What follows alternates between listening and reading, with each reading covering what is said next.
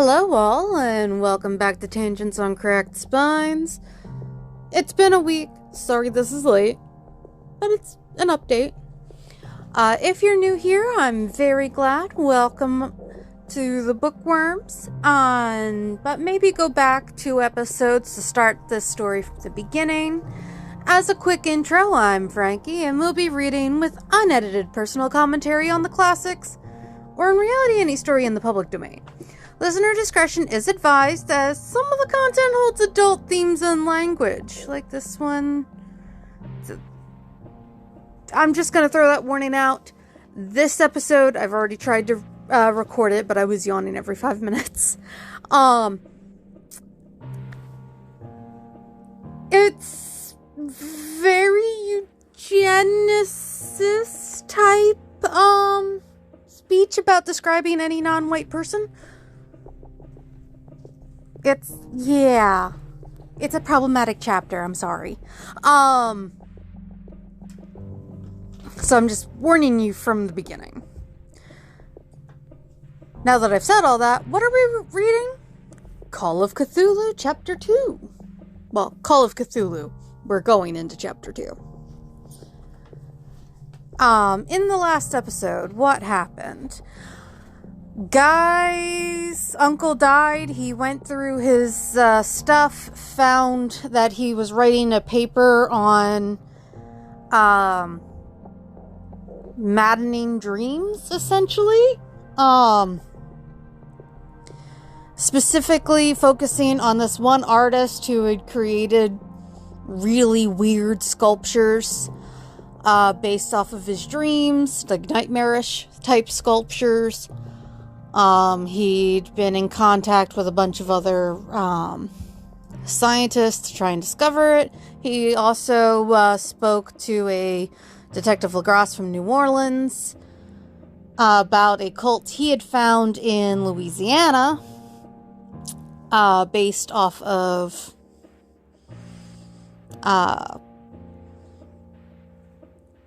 loving the old ones, the old gods.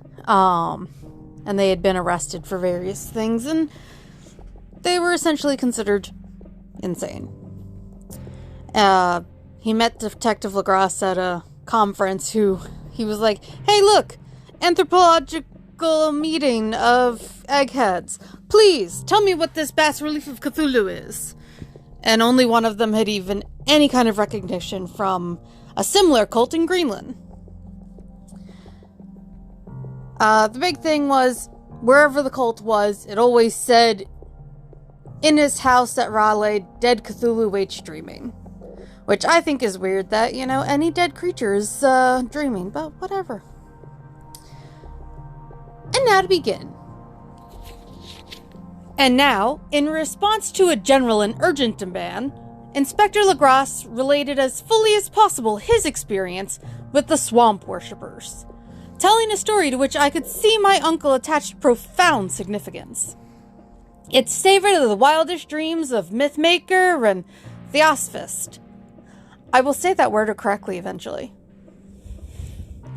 And disclosed an astonishing degree of cosmic imagination among such half-castes and pariahs as might be expected to possess it. On November 1st, 1907, there had come to the New Orleans police a frantic summons from the swamp and lagoon country to the south.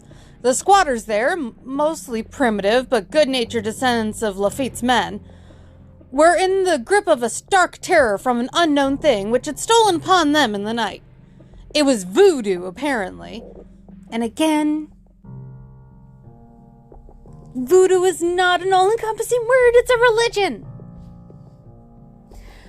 But voodoo of a more terrible sort than they had ever known. At least they recognized that not all voodoo is bad.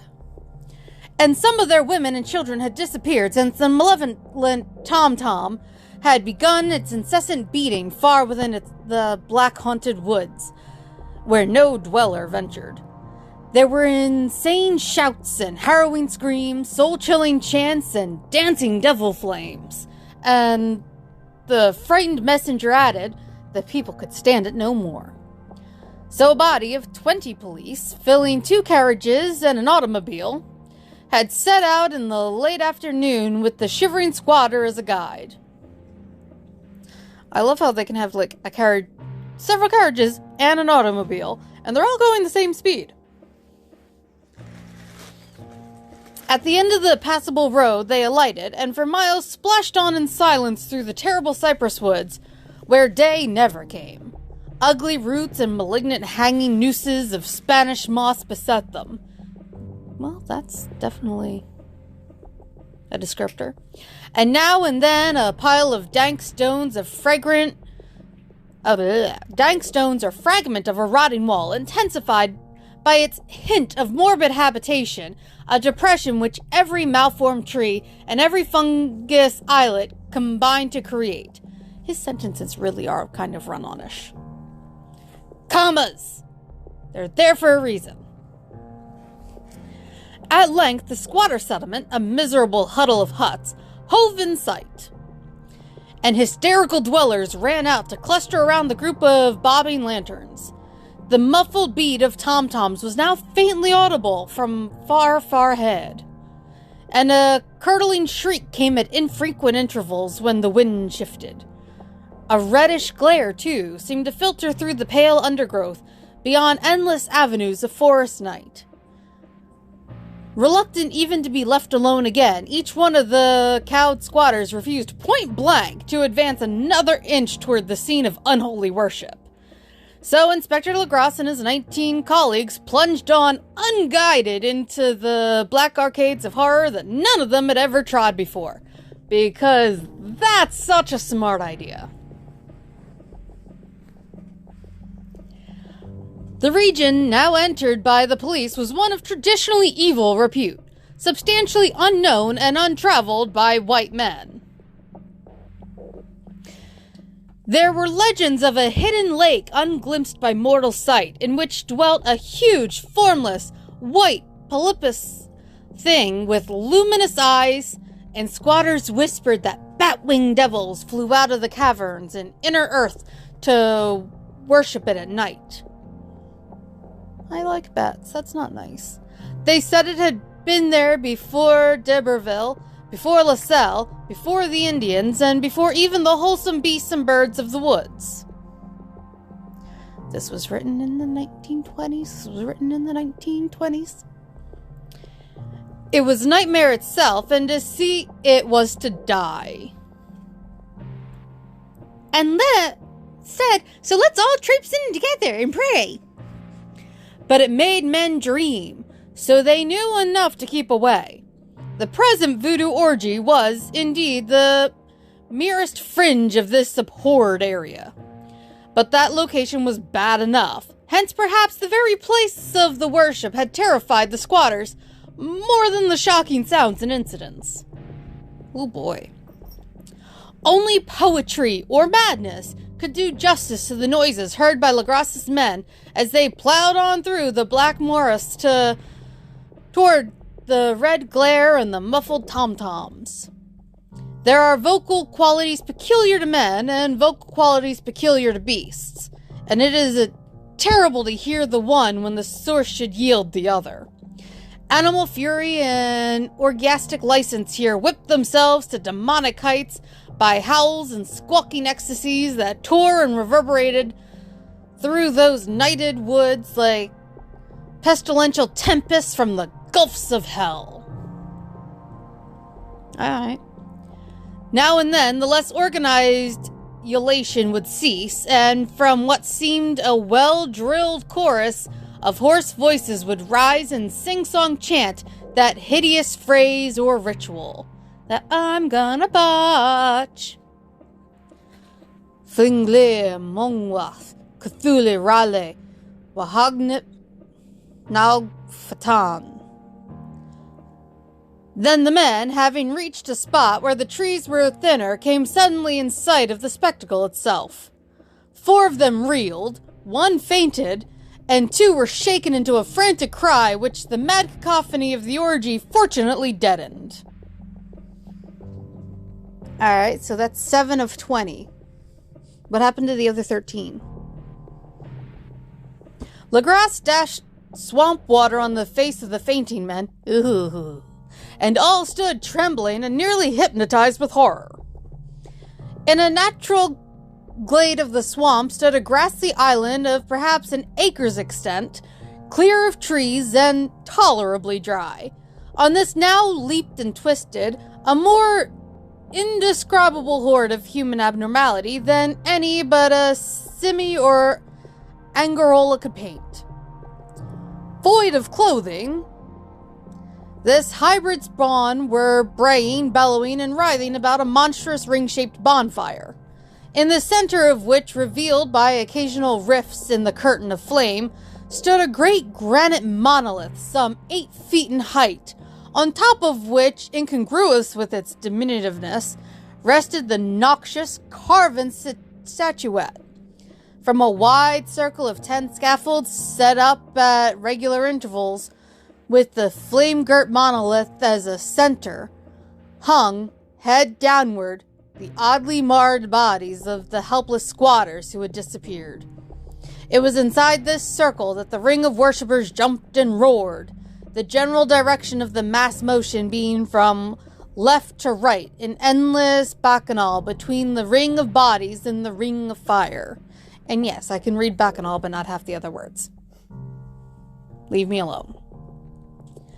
It may have been only imagination, and it may have been only echoes which induced one of the men, an excitable Spaniard, to fancy he heard antiphonal responses to the ritual from some far and unilluminated spot deeper within the wood of ancient legendary and horror. This man, Joseph de Galvez, I later met and questioned, and he proved distractingly imaginative. He indeed went so far as to hint of the faint beating of great wings, and of a glimpse of shining eyes and mountainous white bulk beyond the remotest trees. But I suppose he had been hearing too much narrative superstition. I wonder if that's supposed to be like one of the modern old ones, or whether that's supposed to be like a form of Cthulhu, because I feel like everything makes Cthulhu green, not white. Actually, the horrified pause of the men was of comparatively brief duration. Duty came first, and although there must have been nearly 100 mongrel celebrants in the throng, the police relied on their firearms. Oh look, nothing new. Plunged determinedly into the nauseous rot. For 5 minutes, the resultant din and chaos were beyond description. Wild blows were struck, shots were fired, and escapes were made. But in the end, Legras was able to count some 47 sullen prisoners, whom he forced to dress in haste and fall into line between 2 rows of policemen. 5 of the worshippers lay dead, and 2 severely wounded ones were carried away on improvised stretchers by their fellow prisoners. Oh, look. That's still better odds than they would have normally. The image on the monolith, of course, was carefully removed and carried back by Legras. Okay.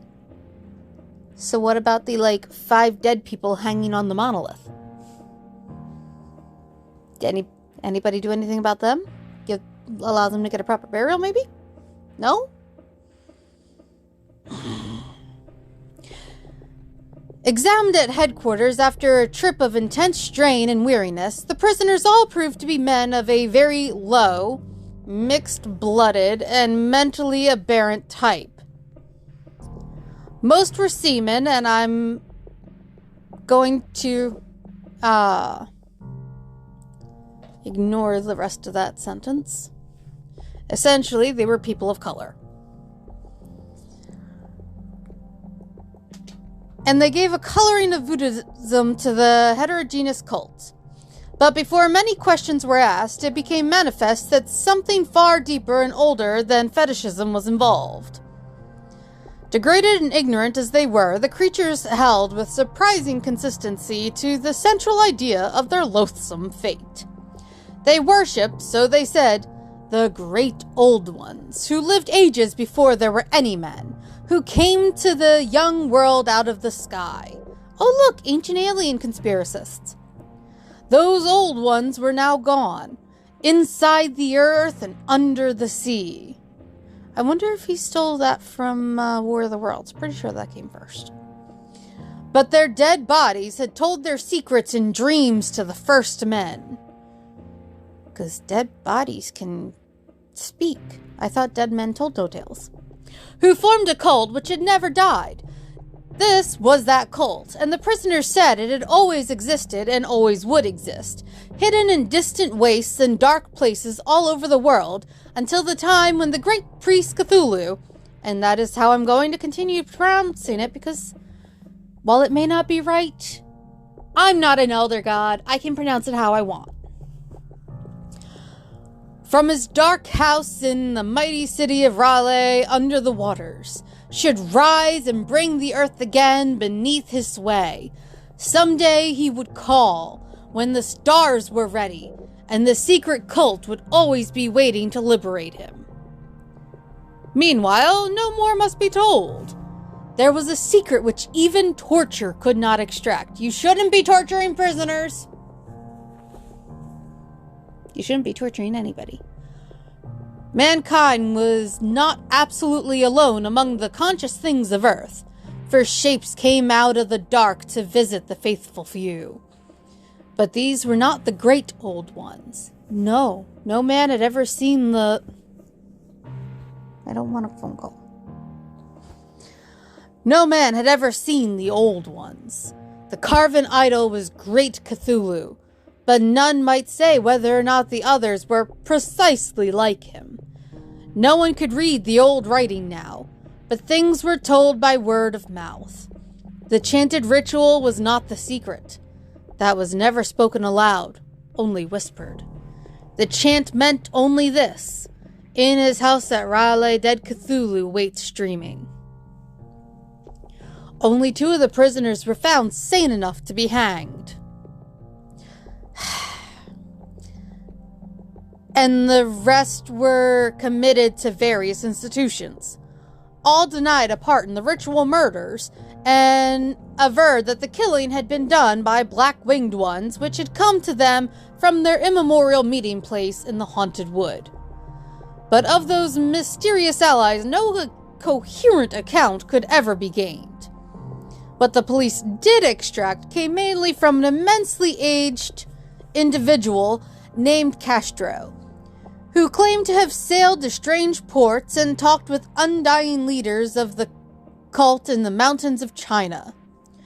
Old Castro remembered bits of hideous legend that paled the speculations of theosophists and made man and the world seem recent and transient indeed. There had been eons when other things ruled the earth, and they had had great cities. Remains of them, he said, the deathless Chinaman, had told them, were still to be found as cyclopean stones on islands in the Pacific. They all died vast epochs of time before men came, but there were arts which could revive them when the stars had come round to the right positions in the cycle of eternity. They had, indeed, come themselves from the stars and brought their images with them. These great old ones, Castro continued, were not composed altogether of flesh and blood. They had shape, for did not the star-fashioned image prove it? But that shape was not made of matter. Hey, look. Tying back into the last story. When the stars were right, they could plunge from world to world through the sky. But when the stars were wrong, I didn't know stars could be wrong, but whatever, they could not live. That doesn't seem beneficial to the race. But although they no longer lived, they would never really die. They all lay in stone houses in their great city of Raleigh, preserved by the spells of mighty Cthulhu for a glorious resurrection when the stars and the earth might once more be ready for them. Capital T them, by the way. But at that time, some force from outside must serve to liberate their bodies. The spells that preserved them intact likewise prevented them from making an initial move. And they could only lie awake in the dark and think whilst uncounted millions of years rolled by. I'm not sure that was a good way to go. Like, yay, I can stay alive in like a cryogenic phase, but I need to rely on people I don't know to release me. They knew all that was occurring in the universe, but their mode of speech was transmitted thought. Even now, they talked in their tombs. When after infinities of chaos the first men came, the great old ones spoke to the sensitive among them by molding their dreams, for only thus could their language reach the fleshy minds of mammals. Then, whispered Castro, those first men formed the cult around small idols which the great ones showed them. Idols brought in dim areas from dark stars. That cult would never die till the stars came right again, and the secret priest would take great Cthulhu from his tomb to revive his subjects and resume his rule of Earth. I'm not sure that would change much nowadays. The time would be easy to know, for then mankind would have become as the great old ones, free and wild and beyond good and evil, with laws and morals thrown aside and all men shouting and killing and reveling in joy. So soon. Then the liberated old ones would teach them new ways to shout and kill and revel and enjoy themselves. That doesn't seem like a good thing. And all the earth would flame with a holocaust of ecstasy and freedom. Gotta remember, this was before World War II. We don't use that word just any old way nowadays. Meanwhile, the cult, by appropriate rites, must keep alive the memory of those ancient ways and shadow forth the prophecy of their return. In the elder time, chosen men had talked with the entombed old ones in dreams. But then something had happened. The great stone city Raleigh, with its monoliths and sepulchres, had sunk beneath the waves, and the deep waters, full of the one primal mystery through which not even thought can pass, had cut off the spectral intercourse. But memory never died, and high priests said that the city would rise again when the stars were right. Then came out of the earth the black spirits of earth, moldy and shadowy and full of dim rumors, picked up in caverns beneath forgotten sea bottoms. But of them old Castro dared not speak much. Oh, does this mean that the Mariana Trench is hiding Cthulhu? I mean, we know more about space than we do our own waters. He cut himself off hurriedly, and no amount of persuasion or subtlety could elicit more... I don't care about Redbox. Elicit more in this direction. The size of the old ones, too, he curiously declined to mention. It would be hilarious if we always depict him as like this huge creature and he's actually as big as the diminutive statue. Pygmy God! Pygmy God! Of the cult, he said that he thought the center lay amid the pathless deserts of Arabia, where Irem, the city of pillars, dreams hidden and untouched. It was not allied to the European witch cult, and was virtually unknown beyond its members. No book had ever really hinted of it, though the Deathless Chinaman said that there were double meanings in the Necronomicon of the mad Arab Abdul al-Hazarad, which the initiated might read as they chose, especially the much-discussed couplet, "That is not dead which can eternal lie, and with strange aeons even death may die."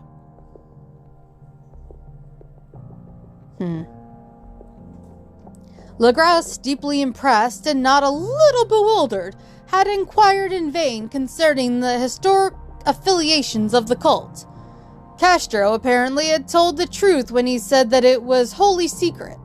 The authorities at Tulane University could shed no light upon either cult or image, and now the detective had come to the highest authorities in the country and met with no more than the Greenland tale of Professor Webb. The feverish interest aroused at the meeting by Legrasse's tale, corroborated as it was by the statuette, is echoed in the subsequent correspondence of those who attended, although scant mention occurs in the formal publications of the Society. Caution is the first care of those accustomed to face occasional charlatanry. Why can I not say that? An imposture. Legrasse for some time lent the image to Professor Webb, but at the latter's death it was returned to him and remains in his possession. Shouldn't it technically remain in police possession? Like, in evidence, not as a personal possession? Where I viewed it not long ago.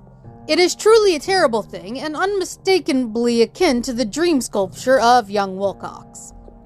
That my uncle was excited by the tale of the sculptor, I did not wonder, for what thoughts must arise upon hearing, after a knowledge of what Legrasse had learned of the cult, of a sensitive young man who had dreamed not only the figure and exact hieroglyphics of the swamp-found image and the Greenland devil tablet, but had come, in his dreams, upon at least 3 of the precise words of the formula uttered alike by the Esquimaux Diabolus and mongrel Louisianans. Professor Engel's instant start on an investigation of the utmost thoroughness was eminently natural, though privately I suspected young Wilcox of having heard of the cult in some indirect way, and of having invented a series of dreams to heighten and continue the mystery at my uncle's expense. Okay, nobody at a conference that studies these things had heard of the cult. How did a random artist hear of it? From a drinking buddy? Like,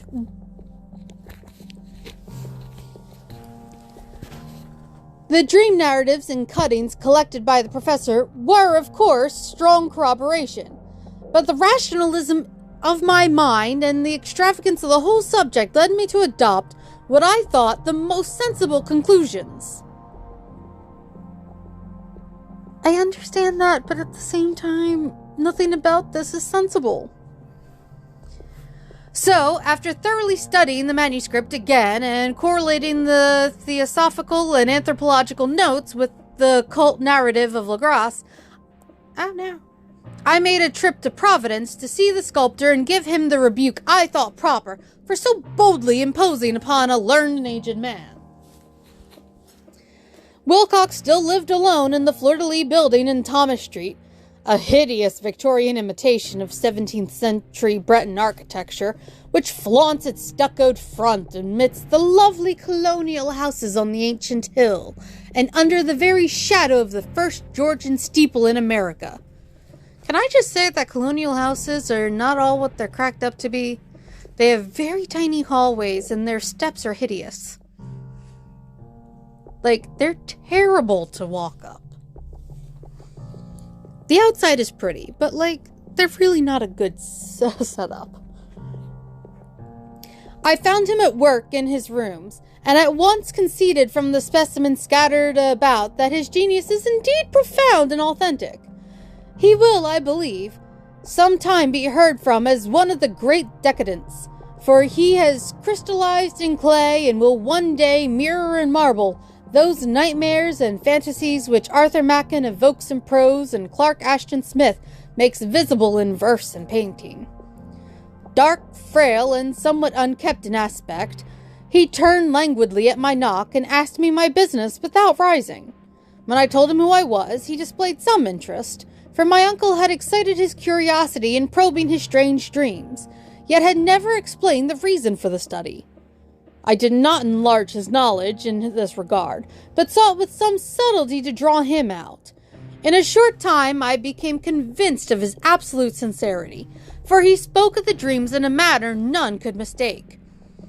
They and their subconscious residuum had influenced his art profoundly, and he showed me a morbid statue whose contours almost made me shake with the potency of its black suggestion. He could not recall having seen the original of this thing, except in his own dream bas-relief, but the outlines had formed themselves insensibly under his hands. It was no doubt the giant shape he had raved of in delirium. That he really knew nothing of the hideous cult, save from what my uncle's relentless catechism had let fall, he soon made clear, and again I strove to think of some way in which he could possibly have received the weird impressions. He talked of his dreams in a strangely poetic fashion, making me see with terrible vividness the damp cyclopean city of slimy green stone, whose geometry, he oddly said, was all wrong, and hear with frightened expectancy the ceaseless, half-mental calling from underground. Cthulhu Fatan, Cthulhu Fatan. These words had formed part of that dead ritual which told of dead Cthulhu's dream vigil in his stone vault at Raleigh. And I felt deeply moved despite my rational beliefs.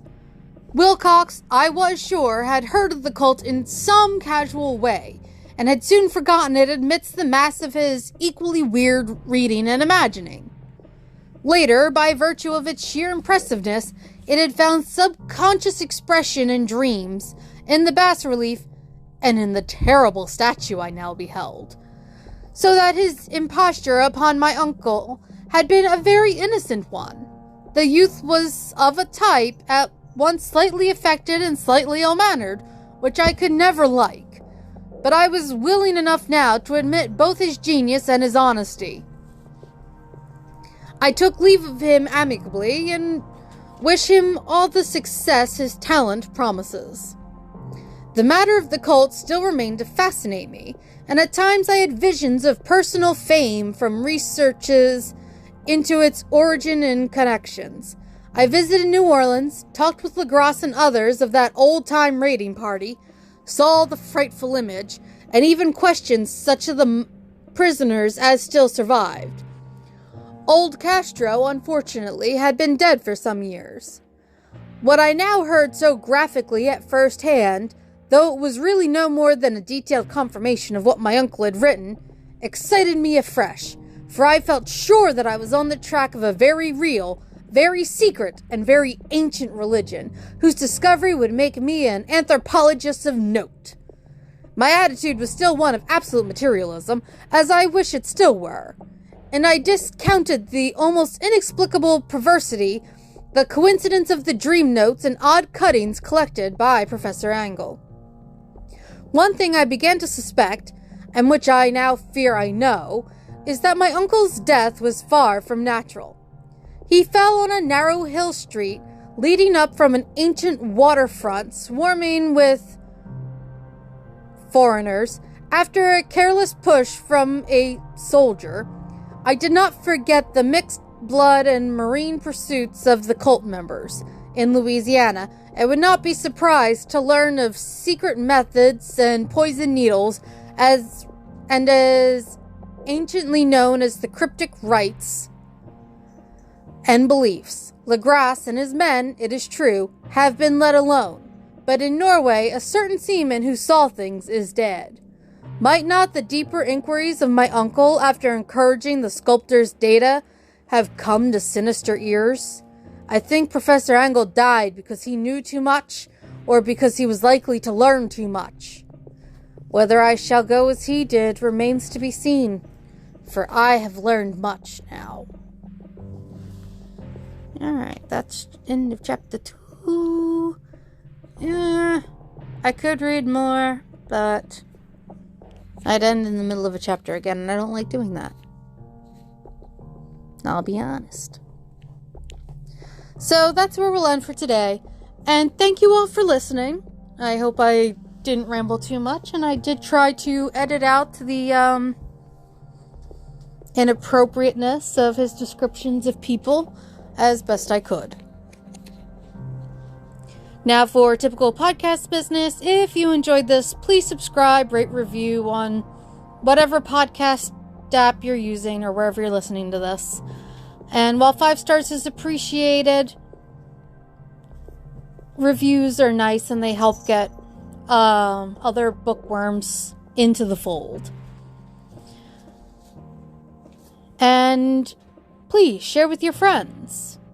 If you want to reach out to me, you can do that at tocspod@gmail.com. Phonetically, that is Tango, Oscar, Charlie, Sierra, Paris, Oscar, Delta @gmail.com.